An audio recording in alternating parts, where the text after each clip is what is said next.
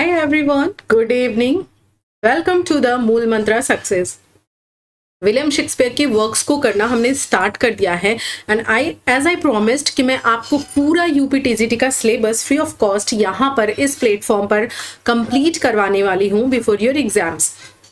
तो अगर आप चाहते हैं कि एक ही जगह कंपाइल होकर सारी चीज़ें आपको मिल जाएं, वो भी अच्छे से नोट्स के फॉर्म में, जिसको आप खुद अपने शॉर्ट नोट्स बना करके फटाफट एग्जाम में रिवीजन तक कर सको और श्योर शॉर्ट सिलेक्शन ले सको, तो उसके लिए ज़रूरी है कि आप इस चैनल को सब्सक्राइब कर लीजिएगा. और ये कंटेंट और मेरा पढ़ाने का तरीका अच्छा लगेगा तो लाइक कर दीजिएगा एंड शेयर भी कर दीजिएगा अपने फ्रेंड्स एंड फैमिली के साथ.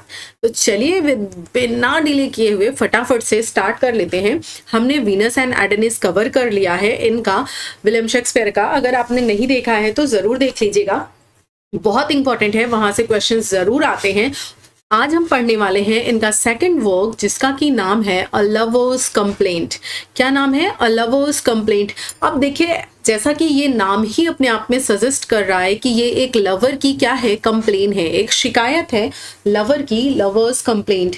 ये क्या है? ये एक नैरेटिव पोएम है. ये जो लवर्स कंप्लेंट है, पहले हम इनकी पोएम्स की पोम को ही कवर कर रहे हैं, वीनस एंड एडेनिस किया, अभी लवर्स कंप्लेंट कर रहे हैं. तो नैरेटिव पोएम क्या होता है पहले मैं आपको ये बता दूं, ठीक है? ये आपका जानना जरूरी है कि नैरेटिव पोएम होता क्या है. तो देखिए, हमारा पॉइंट नंबर 1 ये है, जिसमें नैरेटिव पोएम आपको समझना ये पड़ेगा कि जो पोएट होता है उसकी पर्सनल फीलिंग्स, उसके पर्सनल जो सजेशंस होते हैं वो इस पोएम में इन्वॉल्व नहीं होते हैं. यानी कि वो अपने विचारों को या अपनी लाइफ से रिलेटेड ऐसा कुछ भी नहीं यहाँ पर शेयर करता है. तो इसे बोलते हैं हम नैरेटिव पोएम. तो ये जो अ लवर्स कंप्लेंट है, ये एक तरह का नैरेटिव पोएम ही है. ठीक, अब इसके बारे में और फर्दर जो इन्फॉर्मेशन है वो देख लेते हैं. तो देखिए, ये पब्लिश कब हुआ था? तो ये आया था आपका जो शेक्सपियर के सोनेट्स थे, जो शेक्सपियर के सोनेट्स आए थे 1609 में. किसने लाया था? थॉमस थॉर्प ने लाया था. किसने लाया था? थॉमस थॉर्प ने लाया था. एक सेकेंड, ये है, थॉमस थॉर्प ने लाया था विलियम शेक्सपियर के सोनेट 1609 में ले आया था. उसी के साथ में ये आया था अपेंडिक्स के फॉर्म में. ठीक है, उसी के साथ ये आया था अपेंडिक्स के फॉर्म में, original edition of William Shakespeare sonnet. William Shakespeare sonnet का जो ओरिजिनल एडिशन है, यहाँ से आपको ये भी इंफॉर्मेशन मिल जा रही है कि वो कब आया था. तो वो अब आया था आपका 1609 में. और किसने लाया था? थॉमस थॉर्प ने लाया था. और इसी के अपेंडिक्स के रूप में अ लवर्स कंप्लेंट आई हुई थी. बिल्कुल क्लियर है? आइए देखते हैं अगली इंफॉर्मेशन. अगली इंफॉर्मेशन कहती है, ये बताती है आपको इस पोम की स्ट्रक्चर के बारे में कि और मीटर के बारे में कि किस फॉर्म में ये जो पोम है वो लिखी हुई है. तो अगर हम बात करें कि ये कितनी लंबी पोएम है, तो ये जो आपकी पोम है ये 47 लाइन्स की है. कितनी है? 47 लाइन्स. ओके, और ये जो पूरे स्ट्रेंजा हैं ये है आपके 7 स्ट्रेंजास में बटे हुए, यानी कि 7 स्ट्रेंजा करके पूरी ये जो पोएम है वो लिखी हुई है. और इस 7 स्ट्रेंजा को हम टेक्निकली किस नाम से जानते हैं? तो इसे हम बोलते हैं राइम रॉयल. किस नेम से बोलते हैं? इसे हम बोलते हैं राइम रॉयल के नेम से जानते हैं. ये जो 7 लाइन का स्ट्रेंजा फॉर्म होता है इसको हम बोलते हैं राइम रॉयल. और यहाँ पर देखिए जो ई है वो कट रहा है, तो मैं इसके लिए आपको इसका जो साइज है वो थोड़ा सा छोटा कर दूंगी तो आपको पूरा दिखने लगेगा. ये देखिए, अभी आई होप आपको दिखाई दे रहा होगा. ये है राइम रॉयल. तो ये 7 लाइन स्ट्रेंजा फॉर्म में लिखा हुआ है. 7 लाइन स्ट्रेंजा फॉर्म में लिखा हुआ है. इसको हम बोलते हैं टेक्निकली जो है राइम रॉयल. आपसे कभी भी एग्जाम में देखिए इस तरह से भी इसका फैक्ट पूछा जाता है कि 7 लाइन स्ट्रेंजा फॉर्म को क्या बोलते हैं, तो आप याद रखोगे राइम रॉयल बोलते हैं. और राइम रॉयल की राइम स्कीम भी पूछी जाती है. तो राइम स्कीम इस पोएम की क्या है? वो है ABABBCC. ठीक है, ABABBCC. बहुत अच्छे से याद रखिएगा इसको, ये इंपॉर्टेंट है, आपके एग्जाम में आ सकता है. ये मीटर यूज हुआ है यहाँ पर. ठीक, आगे देखिए, राइम स्कीम मैंने आपको बता दिया कौन सी यूज हुई है.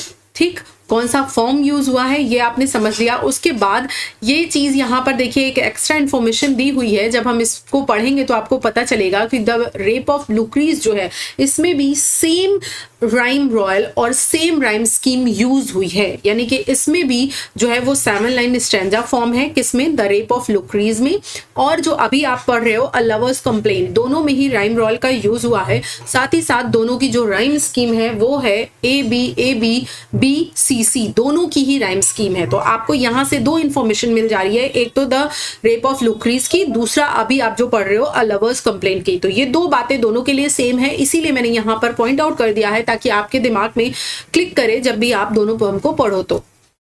ठीक है, इस तरह से जब हम रिलेट करके पढ़ते हैं तो भूलने की जो संभावना है वो बहुत ज्यादा कम हो जाती है। अब देखिए यहाँ पर आपको अब हम बताते हैं इस पोएम के बारे में। ये जो अ लवर्स कंप्लेंट है, जो कि आपने देखा था 1609 में सोनेट के साथ में अपेंडिक्स के रूप में आई हुई थी, तो उसके बारे में अगर हम जान ले तो देखिए, the poem begins with the description of a young woman weeping at the edge of a river into which she throws torn up letters, rings and other token of love। जैसा कि आज भी देखिए, जो स्पेशली जो young age के boy and girl है, जब वो एक दूसरे के साथ रिलेशनशिप में होते हैं और उनके रिलेशनशिप में थोड़ी भी बातचीत हो जाती है, रिलेशन ब्रेक होने लगता है या थोड़ी लड़ाई हो जाती है, तो वो क्या करते हैं आपस में, जो एक दूसरे को गिफ्ट्स दिए होते हैं उसको वापस रिटर्न करते हैं कि ले जाओ तुम अपना, ये ले जाओ, तुमने ये जो दिया था, मुझे रोज दिया था, या जो की रिंग दी थी, या जो भी दिया था, व्हाटएवर, ले जाओ, ये लेटर ले जाओ, ये फोन ले जाओ, या जो भी दिया था ये ले जाओ, मुझे अब तुमसे कोई वास्ता नहीं है, तो मैं इन चीजों को रखकर क्या करूंगी। तो सेम एज यही चीज जो है वो पहले भी हुआ करती थी, और इस पोएम में भी उन्हीं चीजों की, उन्हीं घटनाओं के बारे में बताया गया है कि एक ये जो पोएम है वो स्टार्ट हो रही है, एक यंग गर्ल है, एक लड़की है, वो क्या कर रही है, रिवर के किनारे बैठकर रो रही है, और जो भी चीज उसके लवर ने दी थी, चाहे वो लेटर हो, रिंग हो, या फिर और भी जो चीजें उसके लव ने, उसके लवर ने दी थी, उन चीजों को वो क्या कर रही है, एक एक करके तोड़ रही है, फाड़ रही है, और क्या कर रही है, उसको वहां नदी में फेंक रही है और उसको वापस कर रही है। तो कभी कभी हम वापस करते हैं, कभी उसको नष्ट कर देते हैं। तो वही चीज यहाँ पर इस पोएम में भी बताई गई है। अब हम पूरा डिटेल से देखेंगे इसको कि ये जो है ये 4 पार्ट्स में पूरी पोएम आपकी डिवाइड है। ठीक है, 4 पार्ट्स में डिवाइड है। अगर हम बात करें तो देखिए 4 पार्ट्स में जो पार्ट नंबर 1 है, यानी कि लाइन 1 से लेकर 70 तक है। ठीक, लाइन 1 से लेकर 70 तक है। एक सेकेंड,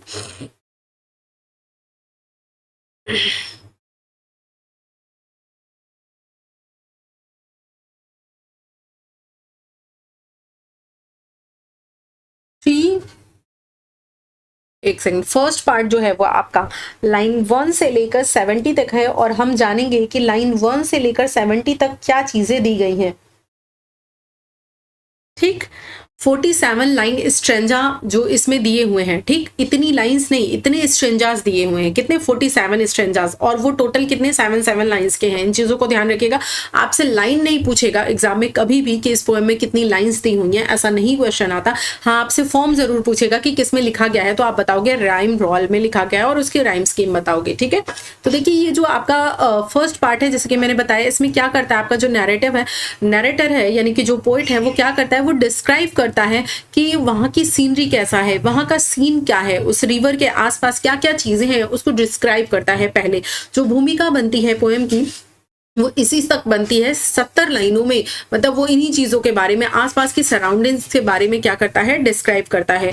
उसके बाद अगर बात करें लाइन 71 से लेके 175 तक, वो क्या करता है, the fickle maid describes her attraction to a young man. वहां पर जो वो गर्ल है ना, वो अपना अट्रैक्शन बताती है कि किस तरह से वो जो है यंग मैन से किस तरह से अट्रैक्ट हुई थी, किस तरह से उनका लव था, इसके बारे में पूरा डिस्क्राइब होता है। 71 से लेके 175 लाइन्स डिस्क्राइब होता है। तो अभी आपको मैं पूरा जो इसकी समरी है उसको भी कुछ लाइंस में बताऊंगी, तो आपको बहुत इजी समझ में आ जाएगा। लेकिन मैंने सोचा आपको यहाँ तोड़कर बता दूं लाइंस के फॉर्म में, तो वो बहुत अच्छे से आपको याद रह जाएगा। तो लाइन देखिए, लाइन नंबर जो है वो 176 से लेके 280 तक का जो दिया हुआ है, उसमें क्या करती है वो लड़की, A young man seduced, speeches are reported। वो क्या करती है, जो उसका लवर है, जो यंग मैन है, जो उसको सेड्यूस करता है, यानी कि प्यार में धोखा देता है, उसके बारे में वो क्या करती है, एक ओल्ड मैन को, जो कि उस नदी के किनारे जब वो बैठी होती है, जब अभी मैं आपको स्टोरी सुनाऊंगी तो आपको पता चलेगा, बैठी होती है, तो उसी के बारे में क्या करती है, कंप्लेन करती है, सारी चीजें बताती है, जो जो चीजें उसके साथ हुई होती हैं, किस तरह से वो उसको धोखा देता है और उसके बाद फिर वो अट्रैक्ट होती है, वो सारी चीजें आपको पता चलेंगी। तो वो क्या करती है, वहां पर कंप्लेन करती है, ठीक, अपने यंग मैन के बारे में, यानी अपने लवर के बारे में। लाइन नंबर 176 से लेकर 280 तक कंप्लेन करती है। उसके बाद 281 से लेके 321 तक वो क्या करती है, the maid reprises her attraction and her failure to learn a lesson. यानी वो ये क्या करती है, देखिए एक तरह से जैसे होता नहीं है कि हम जो है क्या करते हैं कि जो बॉय एंड गर्ल हैं उनमें एक बार झगड़ा हो गया तो इसका मतलब ये नहीं कि उनके में पैचअप नहीं होगा। तो वही वो कह रही है कि जब हमारे बीच में पहली बार झगड़ा हुआ, पहले तो वो अपने अट्रैक्शन के बारे में बताती है, फिर बताती है कि किस तरह से वो उसको सेड्यूस करता है, किस तरह से फेल होता है, फिर वो बताती है कि मैंने उससे भी कुछ सीखा नहीं, यानी कि मैंने उससे कोई लेसन नहीं लिया है कि मुझे लाइफ में और क्या करना है, क्या नहीं करना है, किस तरह से मुझे अलर्ट रहना है। मैं फिर से अगेन उसके प्यार में क्या करती हूँ, पड़ जाती हूँ, यानी कि फिर से मैं उससे अट्रैक्ट हो जाती हूँ।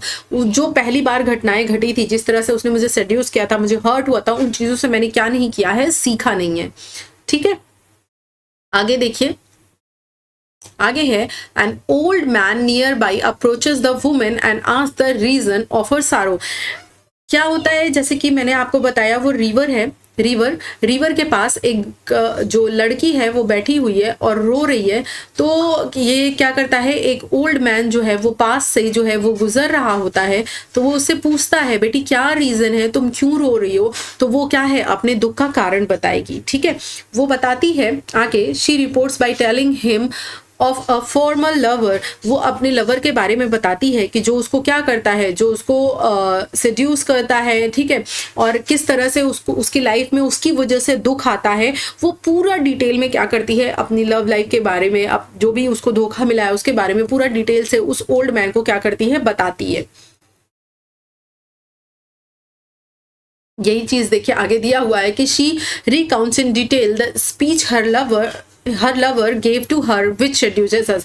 वो बताती है कि किस तरह से अपनी मीठी मीठी बातें करके, क्या बोल बोल करके, किस तरह से उसने मुझे अपने प्रति अट्रैक्ट किया था, वो सारी चीजें वो बताती है। उसके बाद वो कंक्लूड करती है अपनी स्टोरी को by conceding that he would fall for the young man's false charm again. वो अगेन कंक्लूड करती है, इस बात को निष्कर्ष निकालती है। वो बोलती है कि मैं क्या करती हूँ, इतना सब कुछ मेरे साथ हुआ, मैं उसकी झूठी झूठी बातों में पड़ी, उसकी फेक बातों में पड़ी, फिर से मेरा दिल टूटा, मैं ये सारी चीज़ों से इतना हर्ट हुई, उसने मुझे सेड्यूस किया, लेकिन फिर भी मैंने कोई लेसन नहीं लिया और अगेन फिर से मैं उसके जो चार्म में है वो पड़ गई, यंग मैन्स फॉल्स चार्म में मैं फिर से क्या है, गिर जाती हूँ, फिर से पड़ जाती हूँ। तो यहाँ पर ये सारी चीज़ें वो क्या करती है, उस ओल्ड मैन को जो है वो डिस्क्राइब करती है, बताती है। तो ये पूरा आपने अभी लाइन वाइज जो समरी थी वो देखी है, मैंने बताया है आपको किस लाइन में क्या दिया हुआ है, तो ठीक है, वो चीज़ें आपको पता चल गई होगी। 47 लाइंस का जो स्टैंजा इसमें बन रहा था मैंने आपको बताया था, और टोटल कितनी लाइंस है वो आपने ऊपर अभी देखी ही हैं कि इस पोएम में टोटल कितनी लाइंस दी हुई हैं। तो 329 लाइंस हैं, और हर लाइन में आपको बताया गया है कि फर्स्ट 70 लाइन में क्या है, वो रिवर के आसपास का डिस्क्रिप्शन है, फिर आगे क्या है वो डिस्क्राइब करती है कि किस तरह से अट्रैक्ट होती है, फिर अगली जो थर्ड स्टैंजा आप कह सकते हो जो थर्ड लाइन है उसमें वो ये बताती है कि किस तरह से सेड्यूस किया था उसने। फिर फोर्थ में वो क्या बताती है, वो मतलब बताती है कि इतना सब कुछ होने के बाद भी मैंने कुछ सीखा नहीं लाइफ से, मैं अगेन उसके प्यार में फिर से पड़ गई। तो अब मैं आपको इन शॉर्ट में एक स्टोरी सुना देती हूँ, उसको सुनिए आप ध्यान से। वो स्टोरी क्या है कि एक लड़की होती है, वो बहुत रो रही होती है और एक नदी के किनारे बैठी हुई होती है, वहां पर बैठकर बहुत पश्चाताप कर रही होती है, बहुत रो रही होती है। उसके पास बहुत सारी चीजें, जो छोटी छोटी चीजें हैं वो आसपास रखी हुई होती हैं।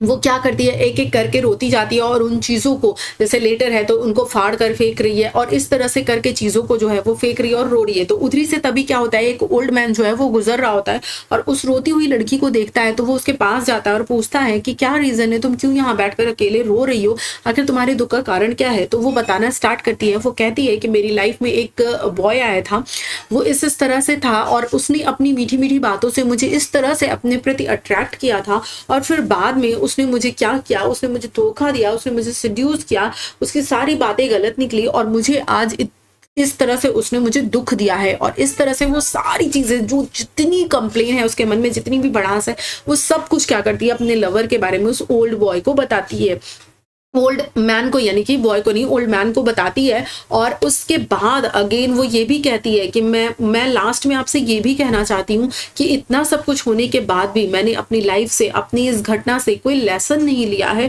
अगेन फिर से जो है मैं उसके क्या करती हूँ, उसके प्यार में, उसके फॉल्स चार्म में जो है मैं क्या है फंस सकती हूँ, फंस जाती हूँ। ठीक है। She concluded her story by conceding that she would fall for the young man's false charm again। ठीक, तो ये था आपका पूरा लवर्स कंप्लेंट। इसको मैंने बहुत ही अच्छे से आपको समझाने की कोशिश की है। बहुत छोटी पोएम है, यहाँ से बहुत डिटेल में आपके क्वेश्चंस नहीं आते हैं। जस्ट आपसे ये पूछा जा सकता है कि ये कब आई थी, कब पब्लिश हुई थी। तो 1609 में ये आई थी, मैंने आपको बताया था। सोनेट के साथ आई थी, जो कि थॉमस थ्रॉप ले आए थे, ठीक, पब्लिश करवाए थे, उनके साथ में आई हुई थी। सबसे मेन इंपॉर्टेंट ये है कि इसका जो स्ट्रेंजा फॉर्म है वो आपसे पूछा जाएगा, तो वो आप ध्यान रखोगे कि वो क्या है, वो स्ट्रेंजा फॉर्म है राइम रॉयल, ये आप ध्यान रखोगे। और यहाँ से आपको ये भी पता चल गया कि एग्जैक्टली राइम रॉयल होता क्या है। तो जो राइम रॉयल है वो 7 लाइन का एक स्ट्रेंजा होता है। क्या होता है? 7 लाइन का एक स्ट्रेंजा होता है, जिसे हम राइम रॉयल बोलते हैं। और उसकी जो राइम स्कीम है वो क्या होती है, A B B C C, ये होती है। ठीक है, तो इतनी चीजें आपको यहाँ से बेसिकली याद रखनी है। बाकी मोटा मोटा आपको ये थीम याद रखना है। जैसे कि इसके नाम से ही सजेस्टेड है कि अ लवर्स कंप्लेन, तो यहाँ पर एक लवर क्या करती है, कंप्लेन करती है अपने लवर के बारे में। तो इससे आपको बहुत अच्छे से याद रहेगा। बाकी डिटेल से ये सारी लाइन से कहाँ तक क्या है ये रटने की जरूरत नहीं है, ये एग्जाम में नहीं आएगा। तो ये चीजें जो मैंने आपको अभी लास्ट में समराइज करके बताया है, इन चीजों को जरूर याद रखिएगा। यहाँ से क्वेश्चन डेफिनेटली पूछा जा सकता है, इसको आप बिल्कुल भी नहीं भूलेंगे। और साथ ही साथ जो है ये भी ध्यान रखेंगे कि ये जो चीज आपको मैंने बताया है कि 7 लाइन का स्ट्रेंजा फॉर्म और ये राइम स्कीम, ये द रेप ऑफ लुक्रीज में भी यूज हुई है। ठीक, इसको तो खैर जब द रेप ऑफ लुक्रीज में पढ़ाऊंगी तो आपको बताऊंगी।